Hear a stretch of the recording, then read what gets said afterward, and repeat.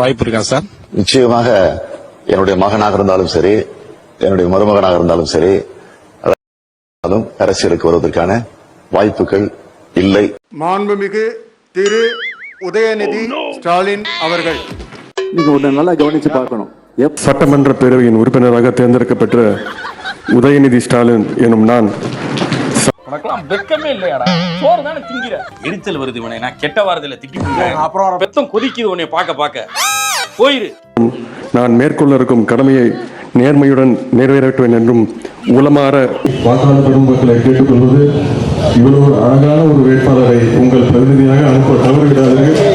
ஏதோ தொடர்பு இருக்குமோ என்ற சந்தேகம் எல்லோருக்கும் ஏற்பட்டிருக்கிறது. என்ன லேடிஸ் பக்கம் இப்படி போயிடுது? அப்புறம் தேவையெல்லாம் தொண்டர் கூடாது. சிரிக்காத சொன்னா எனக்கு அசிங்கமா இருக்கு.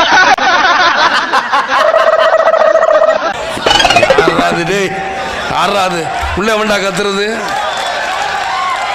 இந்திய எதிர்ப்பு போராட்டங்கள் மிசா காலம்னு நாங்க பார்க்காத அடக்குமுறைகள் இல்லை. நாங்க பண்ணா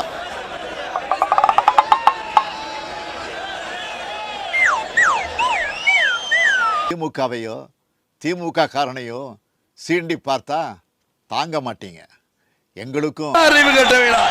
சொல்லிக்கிட்டே இருக்க கேட்க மாட்டா இருக்கிறவங்கள சும்பையலா சொல்லிக்கிட்டே இருக்க கேட்கல. அவனுக்கு அறிவு இல்ல. எல்லா அரசியலும் தெரியும். இது மிரட்டல் அல்ல, எச்சரிக்கை. சட்டப்பேரவைக்குள் தாக்கப்பட்ட எதிர்க்கட்சி தலைவர் மு.க. ஸ்டாலின் கிழிந்த சட்டையுடன் சென்று ஆளுநர் வித்யாசாகர் ராவிடம் புகார் தெரிவித்தார்.